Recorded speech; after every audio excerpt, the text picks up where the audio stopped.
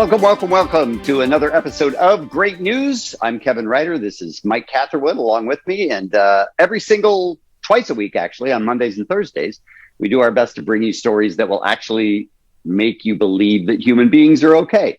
And not everybody is a Karen.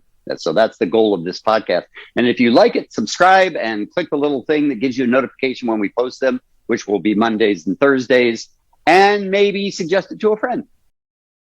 Yes, you should. Let people know. And also, I forgot in the last couple episodes, Kevin, that we've been doing, since we kind of resuscitated the show, we were getting a lot of great people kind of like nominating stories, but giving them to us on Twitter, on Instagram, people providing us great news stories because there is such a wealth of them. So we appreciate it. Go ahead, hit us up. At the Kevin Ryder. I'm at Mike Catherwood. If you come across a story either in your personal life or something that you see out there in the media, send it our way. We'd love to highlight it. Agreed. Time for an intro. Here's Mike with his guitar. It's the intro. The show's about to begin, bro. Say hello to the happy, goodbye to the blues, 'cause Kevin and Mike are here to give you great news.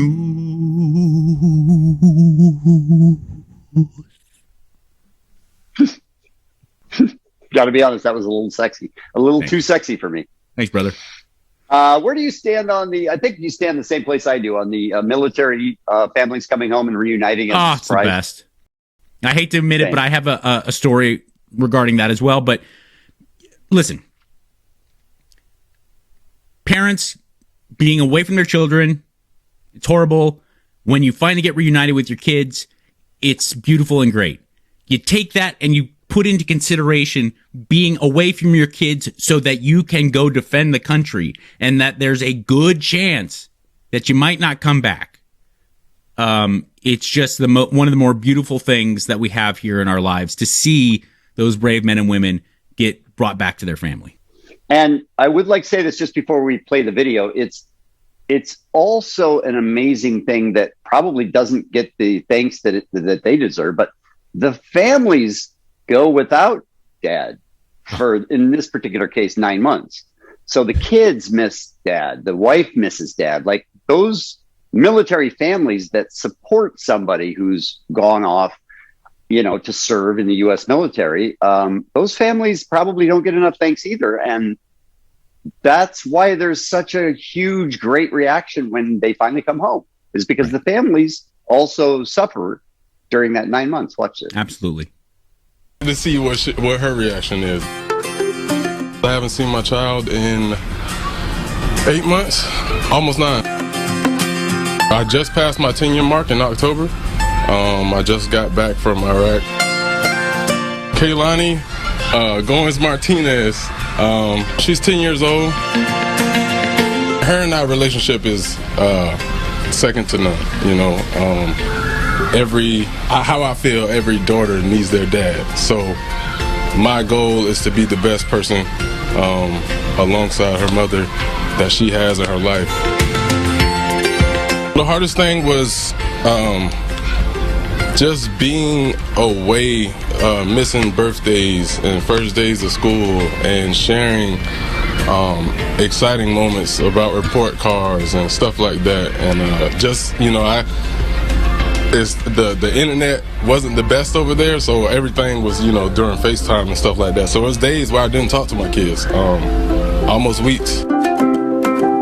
Veterans show a variety of leadership roles. Veterans have a lot of courage and have to make hard decisions through tough situations. They are also loyal to their work and risk their lives for our community. They know they have to work together to get through difficult decisions.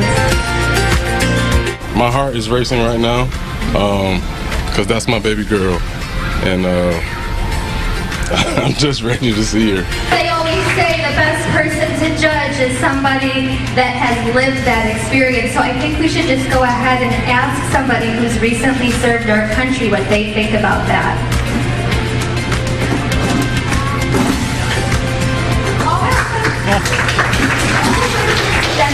homecoming dad. She hasn't seen him in 8 months, everybody. He just came home from serving our country. I was really surprised and happy to see him. I love him so much, and he is like another half of me, and it's been a long time. Like I said earlier, that is why I'm here. Because of that. And like she just explained about how she feels about me, that is the best feeling a parent could have. So I'm definitely, I'm in my feelings right now. God damn you, Kevin. She says, I know, it's hard not to cry with that one because we both have girls. She said he's the other half of me. You know, that's another thing that I don't think people recognize enough. And I'm not doing the fake humble thing, and I'm not trying to shit on you and I, but we fool around for a living, you know, and yes. I know, I actually really genuinely respect the father that you are, Kevin. You've always been so committed to your kids, and I do everything I can to be a positive influence on my daughter, but at the end of the day, she goes, yeah, well, my dad makes funny voices and he puts on a mustache and pretends to be different, you know, and that girl and, you know, hundreds of thousands of other young children get to say, like, my dad's a hero. And that's gotta be, such a profound feeling to know, like, oh, my dad's seriously like a hero. Like, you watch, Captain America, you watch Iron Man, like that. Yeah, my dad, he's a hero. What does your dad do? Oh, he makes penis jokes. Okay, great. Which almost makes me not want to go right into this next story, but I think we should cleanse our palates with something just insanely stupid but funny. Okay? Let's do it. Kevin, not only Russian humans are very Russian horses are Russian. This is a wild free horse in Russia. This is Moscow. This isn't the fucking countryside. There's just a wild horse. And he or she comes across a Russian citizen. Look how this goes. Mm-hmm. Oh, I see someone on a bike. Fuck you. One more time. Here we go. Ah, yes, I see bicyclists. You ride your stupid bike. Fuck you. And I'm on my way. I go get borscht. I need vodka and borscht. Fuck yeah! Like people who ride things. Boom! Later. And that was so not a mistake. Like, clearly, he was all about fucking that chick up, and he's off. Boom. Later. I would like to say that that's Mike and my version of great news. That is great news. Makes us laugh endlessly. Sure. Most stories we want to provide you are heartwarming and inspiring about humanity and what they could be. But you can't sit there and say that you watch that and don't feel better now. You do. It makes my day. I don't know what that says about me, but it does make my day. Yeah. No question. There's a woman named Shirley in Austin, Texas. Have you heard of it, Mike? Surely you're joking.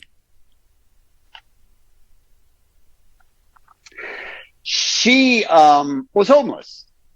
And there are a lot of people who think if the homeless just get an opportunity, they'll jump for it. Of course, all they need is an opportunity. And I think it's a lot more complex than that.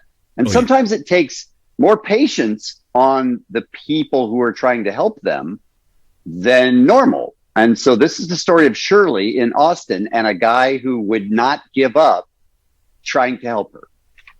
The topic of homelessness in Austin stirs up a lot of emotion and controversy. There's so many different opinions and questions about the best way to help people who don't have a place to call home. Tonight we're introducing you to one woman who said she didn't want help. She wanted to be left alone. But one Austin team just kept showing up. KVU's Molly Oak has the story. This is my bedroom. When you first walk into Shirley's home, expect a tour. My walk-in closet. She's proud of her one-bedroom apartment. How nice is this to have all of this? Oh, it's so wonderful. I cry sometimes. That's because Shirley wasn't always here.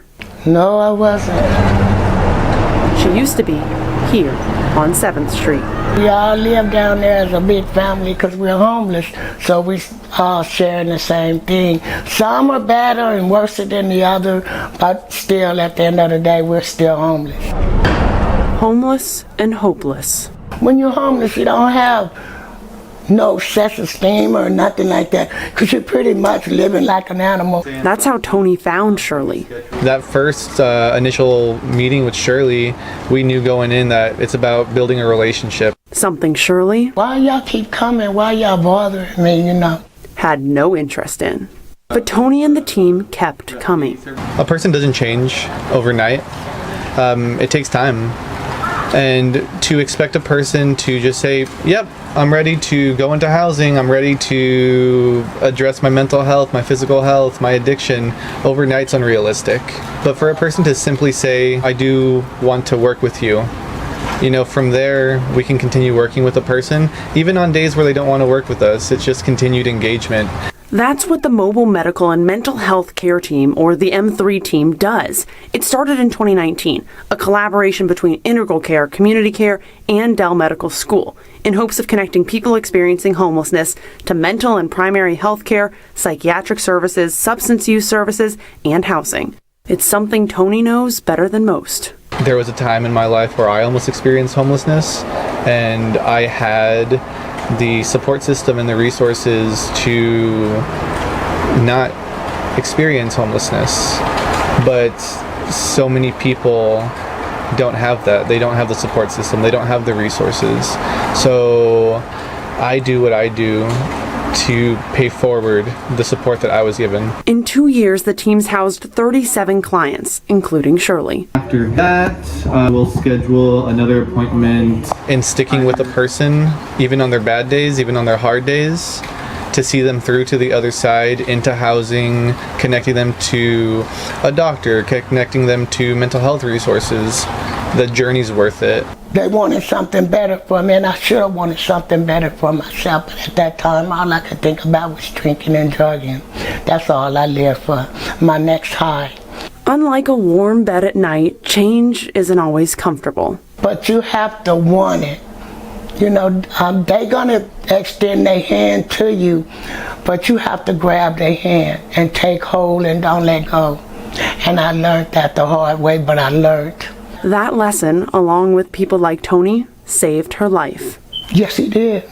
Yes, he did. And I want to thank you. He sure did. Him and Taylor saved my life. Because I would have probably ended up drugging myself to death. Or somebody would have probably ended up killing me or something. A new start, a fresh perspective, and peace. Amazing the things you get when you don't have to worry about the basics of life. I have security. I have happiness. I have joy. Once homeless, I'm content. I'm not stressed. I'm too blessed to be stressed now. Shirley's home. Thank you, Tony. I love you. Hell yeah. Isn't that beautiful? Yeah. It's not as cut and dried and easy as we think sometimes. And for that guy who's standing right there to continue trying to help her, even though she started out saying she didn't want any help, that's an amazing thing. Especially someone that young. He had such a mature perspective on things. Yeah. It's really beautiful. The homeless problem here in Austin is an issue. And, a lot of the people that I talk to, they're like, oh, you're new in town. And we talk about how great it is. But then almost inevitably they bring up, well, the homeless problem is growing. I was like, I moved here from Venice. Let me talk to you a little bit about homelessness. And I'm not trying to talk about like, I have a lot more stripes in that department. But what I am saying is that if you have the opportunity to engage with these people, you do very quickly realize, as you were pointing out at the beginning of this story, this isn't just like, oh, these people don't have a job opportunity. Oh, these people, they got late on their rent, and next thing you know, they ended up on the street. No, there's serious addiction and mental health problems, sometimes both. And it takes ongoing, deep-seated effort to make sure that these people understand that someone cares. Because by and large, the majority of these people are under the impression that the world as we know it, normal social circles, are not for them, and they are just relegated to living on the fringes. And it's really, really beautiful to see that young man, made that commitment. And in some situations, they don't care about themselves. No. I mean, I hate to, bring this around and put it on me, but, I struggled with addiction so desperately. And I was thinking back to when I was 20, 21 years old, and really at that point where death seemed like a much better option than trying to continue to struggle. And I had a family that really cared, and a friend group, and extended family. And you know what I'm saying? I had a support network that was constantly trying to say, like, well, we're here for you. We want to help you help yourself. And I had the luxury of having a set of parents that could, just write off a check for 20 grand for me to go to rehab. And way more people don't have that than do. And I would walk down the street of Venice and I'd see these kids and I'd be like, fuck, the only thing that separates me from you is me hitting the lottery of being born into the family that I was born into. Total luck, of course. Of course. And it's really sad, but it's very true.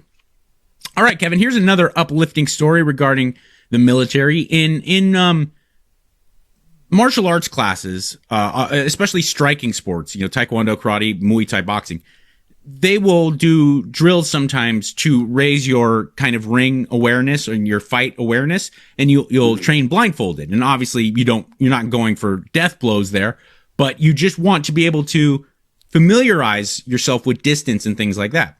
Well, this young man is engaging in this training technique, and he finds out that he has a very, very special sparring partner. Check it out.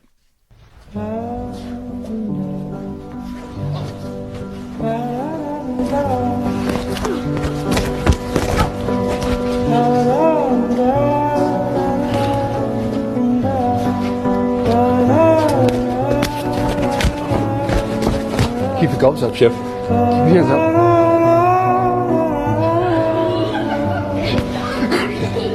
Come on, Chef.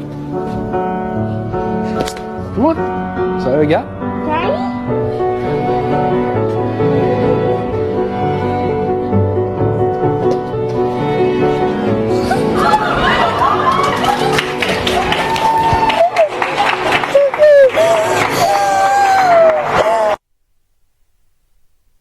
He's an Army staff sergeant. He's been away in Jordan and Kuwait for 10 months, and his son does not know that he's there sparring with him.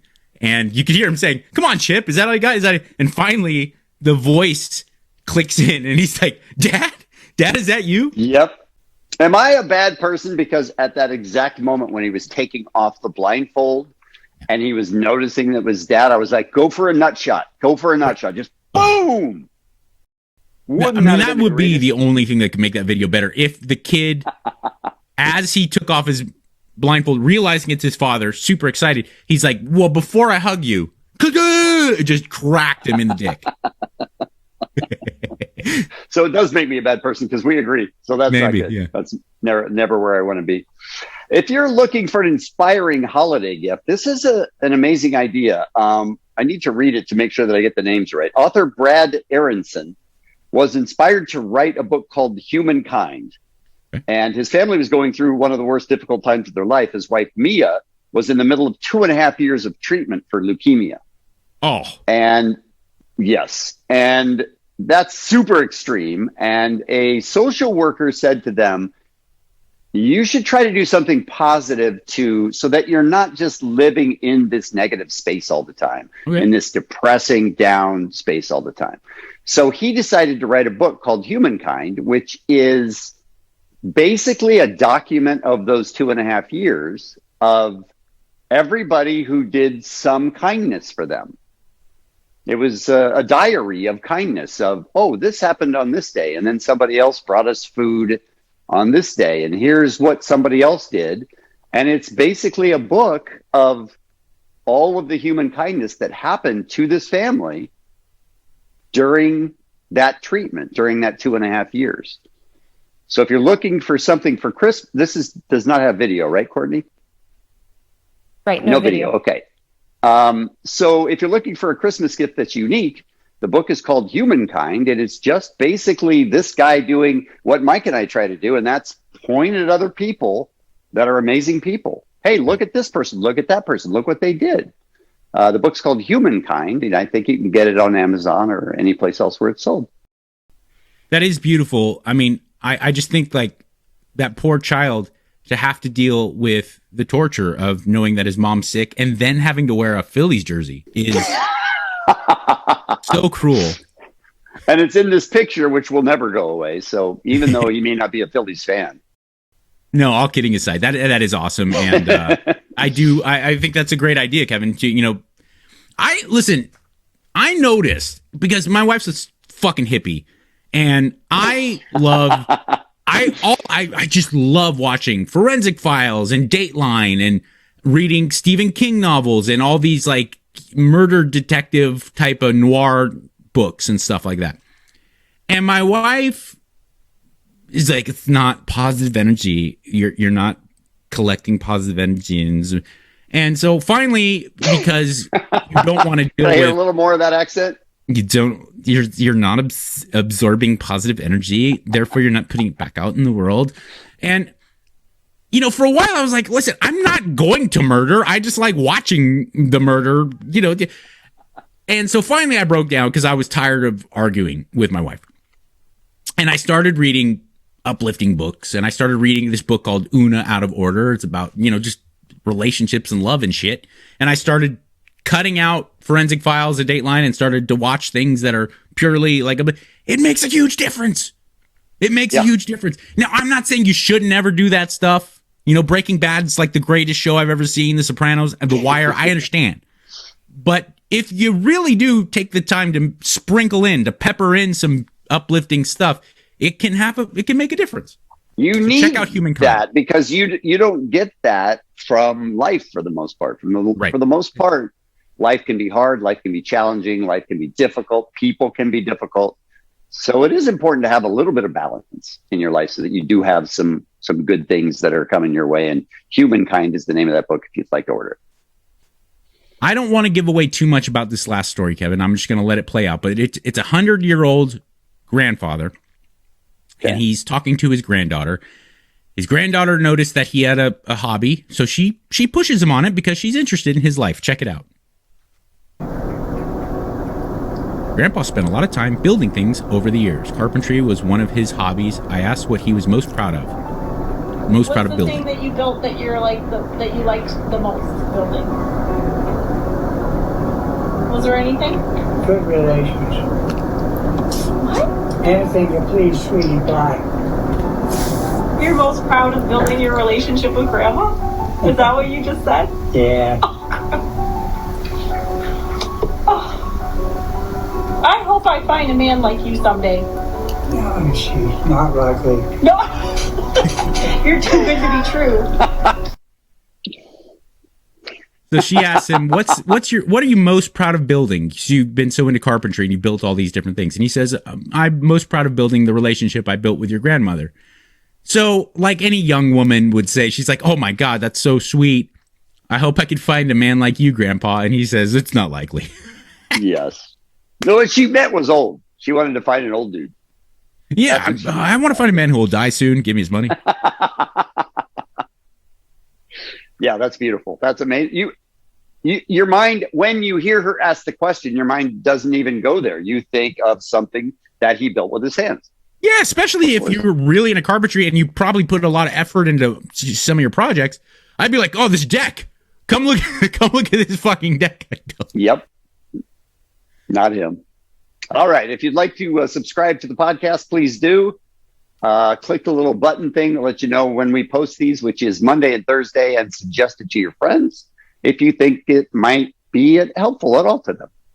And it will be. Or if you like Mike's guitar and singing. Either way. It's not likely. Outro. You know what I'm talking about, bro.